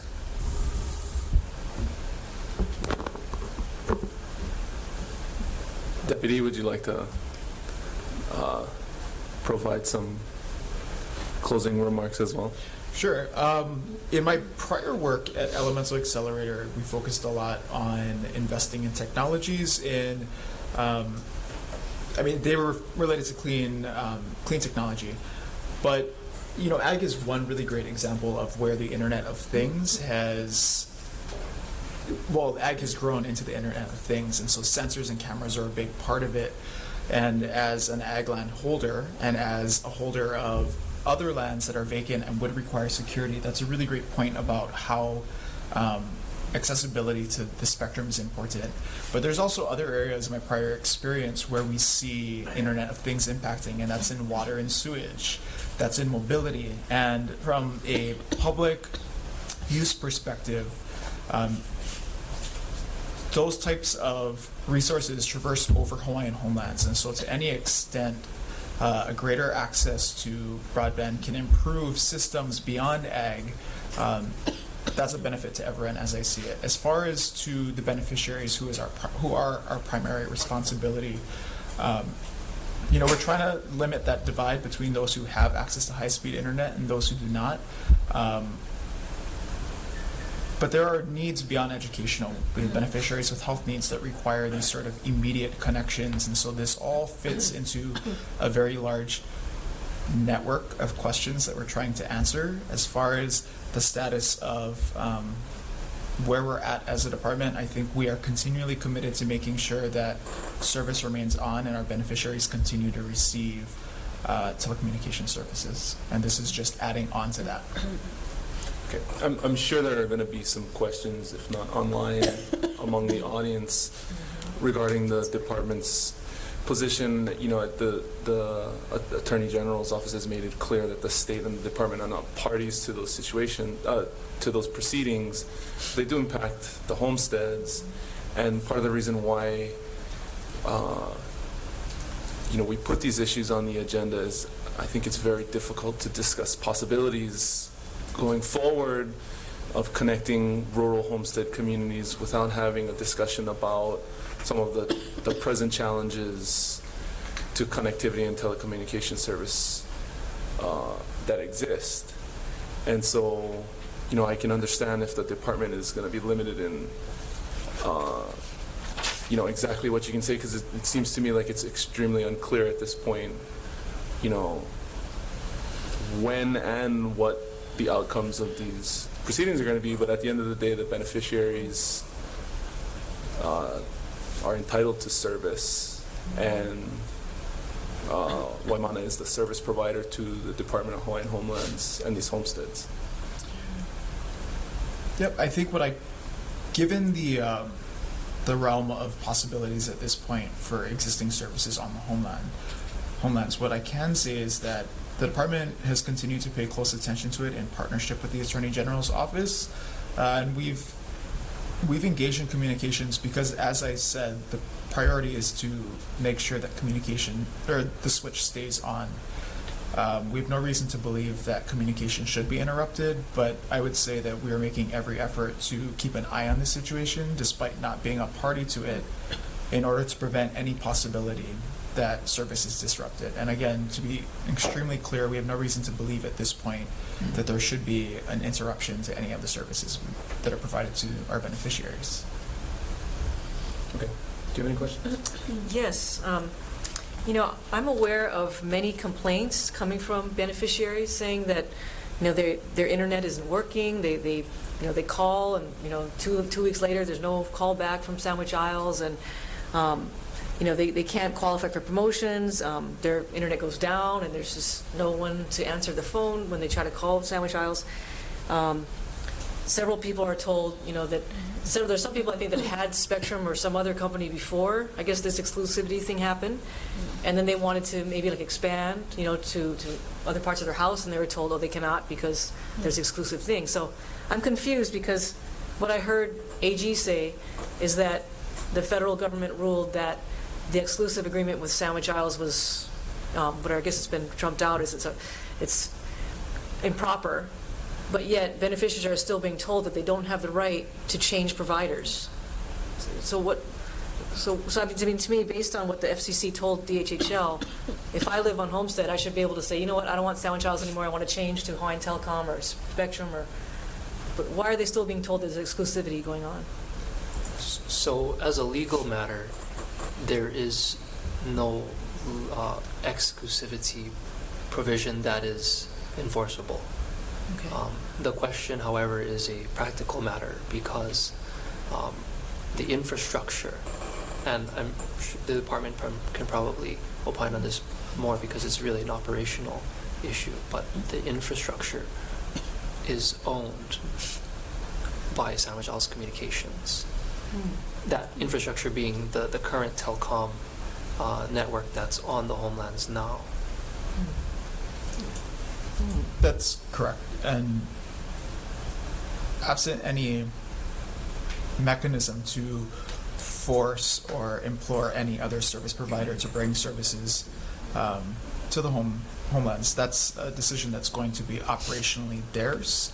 If it's a communication issue, as the AG said, it's an unenforceable provision of the license. However, that would require the other service providers to have the infrastructure necessary to immediately deliver to beneficiaries, and that's a bit more complex, and I think I can sufficiently answer for you how that sort of unweaves itself, but that's part of that problem. As far as the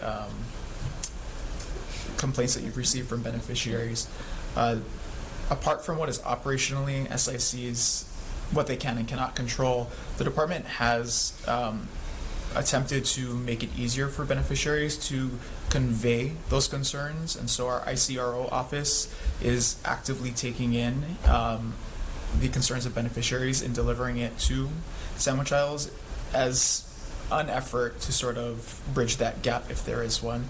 And so if there are beneficiaries who have concerns, they can reach out to the ICRO department. Their contact information is on our website, and they can provide they can at least double down on making sure Sandwich Isles is aware of whatever concern they have. But based on what we just heard from the AG about summarizing these two cases that are going on now, I mean, it sounds like Sandwich Isles and Paniolo are in complete disarray. I mean, if Sandwich Isles hasn't been paying Paniolo, and Paniolo is the one providing the infrastructure, and if Sandwich Isles is saying they haven't paid $129 million to the federal government, then I can see why there's probably not people answering the phone, and and that, if there are cell towers that are supposed to be operating, they're probably not operating, and this just seems like it's just like a complete fiasco going on right now. And so is there any, so say like if some other company wanted to come right now and say, we're going to try to build some kind of tower so that this homestead community can now finally get access, how would they do that? Could DHHL grant that authority now? Or Yes. Okay. And so are you guys going to put some kind of RFPs out or something to say, look, our people are suffering, cell phone, if you're a company out there that wants to do this, please, put a bid in, and or something like that? I can look into what the appropriate way to at least make the communication out to other providers and see what capacity there is. I don't know what the exact answer is right now, but I think our team can figure that out. But as the AG's pointed out, until the vast majority of these legal issues are resolved, it's going to be sort of a step-by-step, inch-by-inch sort of movement towards progress. Okay. And that's because the majority, I mean, it seems like from your perspective, part of the reason why is because the majority of the terrestrial backhaul is provided by Sandwich Islands. Is that a fair assumption? Yeah. Is that a fair assumption to make as the reasoning? So when we talk about connectivity into Hawaiian homelands, you still have to get access to rights of way, and rights of way could be via, along the road, could be, if there's a trench that was already built with conduit in it, or perhaps it's along some existing pole infrastructure. But right now, that is all controlled by Sandwich Islands because they control the rights of way on Hawaiian homelands.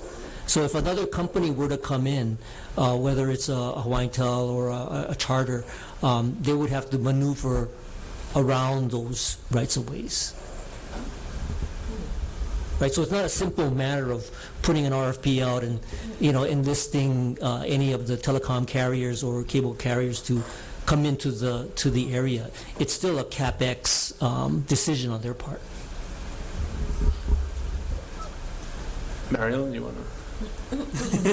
It seems based off of the questions now that we should have maybe put you last after this part of the discussion. If there are impediments that are outside of our control because of timeline and just because of the nature of the existing agreements in place to provide service to these areas, many of which are extremely rural, then how would you foresee build out in some of these areas if spectrum is made available by the FCC to these communities? It depends on your goals. Interestingly enough, for the build-out requirements just to keep the spectrum, you don't actually have to connect to the internet backbone. An intranet is fine, where you just connect the people within the lands. If you have 80% coverage of the people within the land so they can talk to each other, that's good enough. But realistically, we want to get people fast internet. We want to get them online. We want to get them telehealth. We want to get them distance learning, all that stuff. This is what I like about airwaves. You don't have to worry about rights of way as much. You get some licensed point-to-point links. I'm seeing an explosion in point-to-point links that imagine can carry 22 gigs. I'm seeing micro geos and LEOs, basically satellite that's high throughput, high capacity. I believe OneWeb actually serves Hawaii as well as Alaska, and where satellite via Viasat might cost you $1,200 a month for 100 megs, you're looking at a situation where that's going to have competition. It's going to drive prices down. There are ways where you don't have to dig, you don't have to worry about legacy agreements, where you can get people connected fairly fast. Then you can wait and get the fiber, which is, yes, the gold standard. But you got to get people connected now. I just might add that I think what Mariel is also saying is that if the opportunity were there to service Hawaiian homelands, and it could be done in a variety of different ways, and again, LEOs is a low Earth orbit satellite, there could be an opportunity for even the telecom carrier or the cable carrier to consider, deploying some fiber in the area so that it would be competition. It would just open up the opportunity for competition. Right now, with the belief that it's exclusive, people are kind of hands off. But if now there's a kind of a unified approach to delivering service that is more open and accessible by the community of businesses that are out there, then maybe there would be a lot of activity. So if I can pivot back to the discussion, we have about 10 more minutes in the room. So if I can pivot back to the spectrum discussion, Tyler, I guess for Mario or Joe, if the FCC does consider a waiver of the requirements so that the department or that any individual, maybe homestead community could apply. We're talking about potentially 50 different tracts of homestead land. More or less. Okay. How do you envision that is a concern of mine because of the bandwidth it's likely going to take to organize and put through those applications, given an uncertain amount of time before there's any clarity from the FCC and a hard deadline on the window, right? We have to do these applications, they need to be in by August. We don't even know whether we'll get a response in from the FCC before August, so it seems like the best time to start preparing these 50 different potential applications is right now. How does that happen, and what kind of capacity does it actually take from your perspective? Or whoever.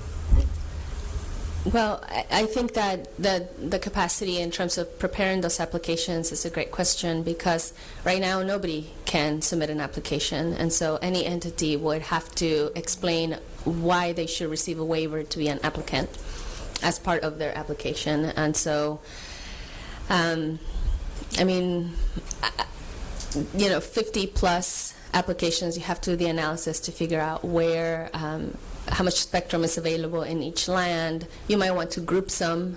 Some lands might be right next to each other, so it might make sense to submit one application for two contiguous lands. The FCC will accept applications as long as the land is contiguous.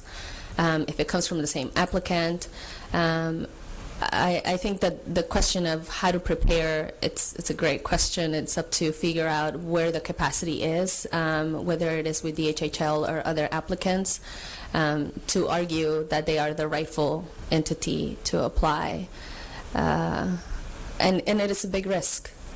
It's a risk, right? Even for DHHL now that they submitted the waiver already, it's still a risk. You don't know what the FCC will say. And I think I'll point out that Native Hawaiians are in a unique situation right now, but what I've seen is from broadband advocates in the state is really commendable. It seemed like nobody was going to bring up this issue until, DHHL of Burt learned about it, and they stepped up. Nobody was telling the FCC what they had inadvertently done until the advocates already in the room chimed in and put their foot in, kept that door open a little bit. And there's no guarantee that it will work, but I think serving Native Hawaiians at this scale with this amazing opportunity maybe it's worth the shot. That's up to, obviously, the applicants that are considering this. Particularly given maybe the uncertainty around the existing service. Right. Here's the other thing I'll say. The FCC auctions spectrums. That's how, in modern times, the FCC, the federal government, has allowed people to use the airwaves. So this is new. Spectrum licensing and spectrum auctions are new, but they're highly lucrative. In 2015 and 2017, the FCC, brought in billions of dollars for the federal treasury, because the revenue from the spectrum auctions doesn't go to the FCC; it goes to the treasury. In 2015, they raised, I think it was like 19 billion, and in 2017, it was like 40 plus billion. So this is when you call that, kind of like real estate in the air. It's very valuable. Licenses are very, very valuable. Up until now, tribes could go and participate in an auction and bid for a spectrum license. That means bidding against Comcast, against major carriers, against AT&T. This is the first time that the FCC removes this bidding requirement. Right, so right now, the burden that has been removed is that now tribes, Alaska Native villages, indigenous people don't have to fork up millions of dollars, hire expensive attorneys to bid for a license to provide internet service. Right now, they can get it if they participate in this window. That means they have obligations to meet. That means it comes with all these requirements of how to build a network. But then that also means that once they have this license to control the airwaves, they can lease it, they can sublease it, they can use it in negotiations, as Mariel was explaining. This is a really valuable asset that, the question of, is it worth it?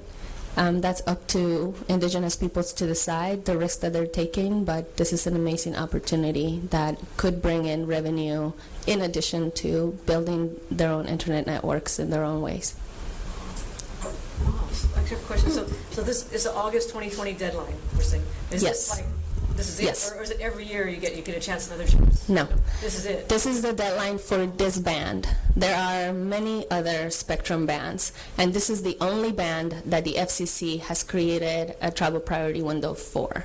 Okay. And then if We- DHHL's waiver is granted, would that preempt the exclusivity thing going on with Sandwich No. Isles? No. Okay, so they're- I'm sorry. With Sandwich Isles, I that don't know. preempt? I don't know that The question. exclusivity provision is preempted, so it's not enforceable. Okay, but then people were saying that the companies are trying to go around, they have to go around the bans that are there for Sandwich Isles or something? So there's two ways, because this is a matter of like property, right? Mm-hmm. There's two ways to get onto the homelands, and you either go through Sandwich Isles property, which is Yeah, their line, that's what you're saying, yeah. or you build your own. Okay. So those, okay, so it's, the infrastructure, I guess you still have to go around their infrastructure, I guess, or their, yeah, but it's not exclusive. And has there any kind of... Potentially, but not necessarily. Well, that's right, 'cause required. you're saying You can, go from up in the sky, satellite? or exactly, something? satellite and microwave. You don't have to Wow. worry and use their lines Wow. until you figure out a way to get their lines. So has DHHL projected at all, talking about how lucrative this is, what kind of revenue this could bring in for the state or for these individuals' homestead communities? Not at this point, no. Well, And I'll say, I'm sorry to interrupt. I'll say like all spectrum licenses are different. They're not all worth millions of dollars, but you do have to do an assessment to figure out how much each spectrum license is valued at. well, but we do have homestead areas and communities that are not far from non-homestead communities that are wired.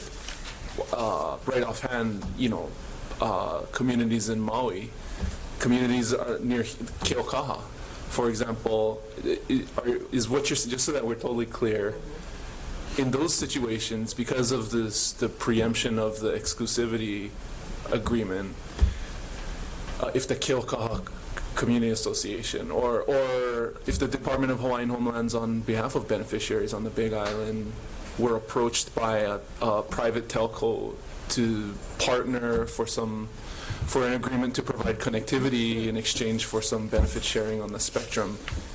Just to be clear, the existing telecom agreement between Waimana and the Department of Hawaiian Homelands would not prevent that type of agreement from potentially taking place. Correct.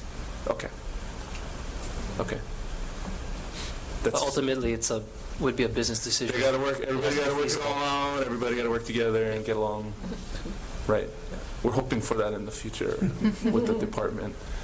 And I would like to also say I'm hopeful that given the fact that the exclusivity agreement has been preempted for some time now, that we can work with the department going forward to come up with some sort of plan on how to address all these different, potential opportunities and likelihoods, given the fact that, there will be a legal outcome with the existing telecom provider at some point in the near future, although it's seems to be pretty unclear at this point when exactly that would be. But that those rights of way and that hardware and that equipment still exists. Yes. And is still capable of providing connectivity, right? That's an operational Well, question. Okay. Okay. I guess I have a question. Does Ms. Casa Peralta or MirrelNet, do you folks ever work on contingency? Because I'm thinking it would be great for the state to contract with these, brilliant women to see if you can assist us, because this is so technical, and this is such an incredible opportunity.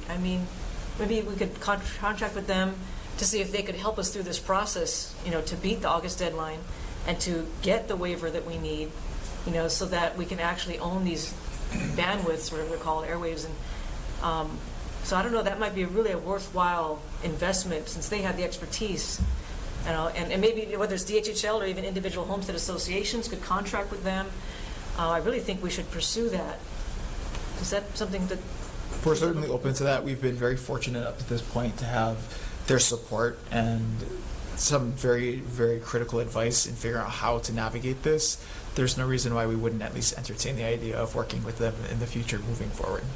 And just to clarify, the spectrum, the 2.5 spectrum that exists on Oahu, on Hawaiian homestead lands on Oahu, does not fall within this window because it's already been licensed, or because that's the only reason. It's not because any of these individual tracts do not meet the qualifications for rural, right?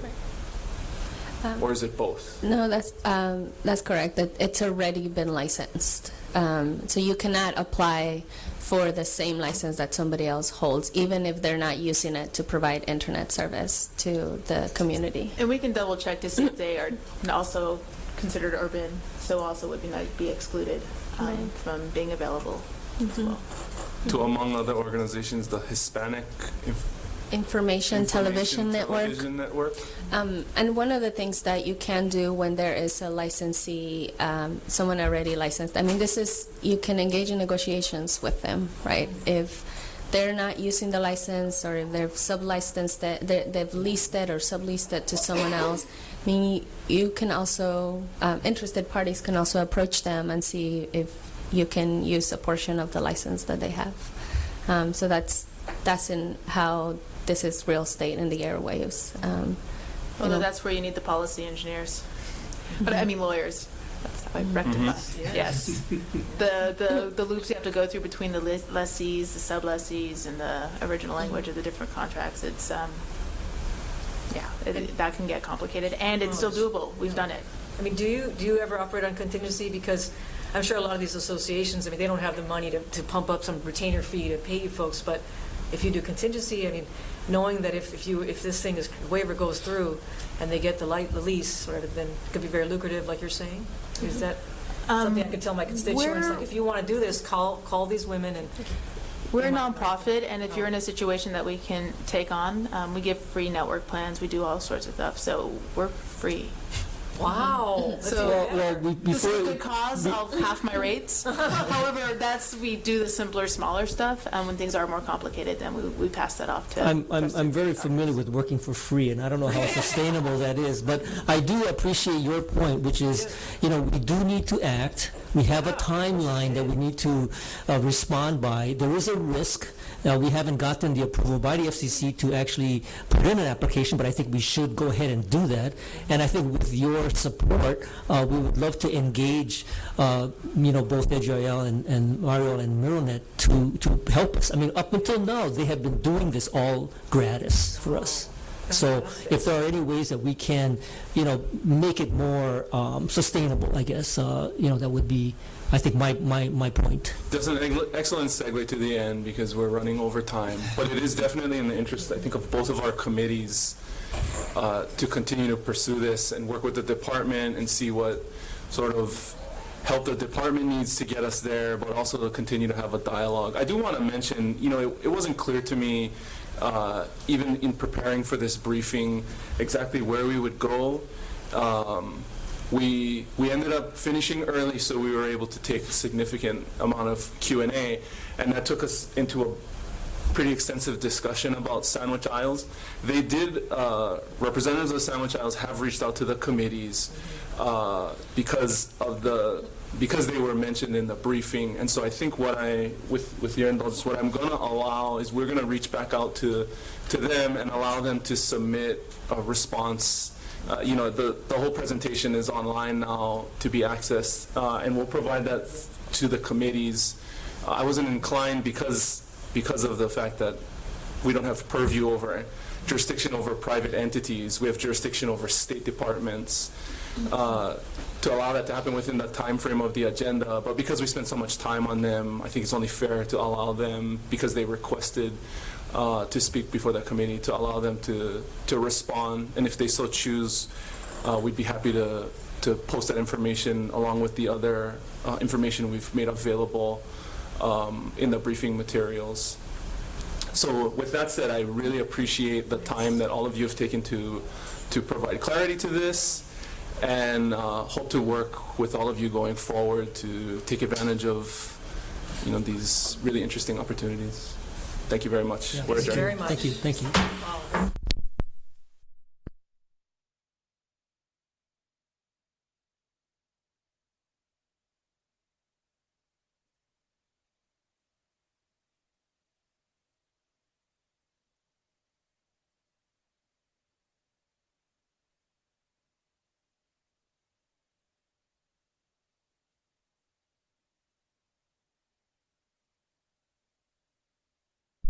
These guys, and if we can get everybody here working on it, that'd be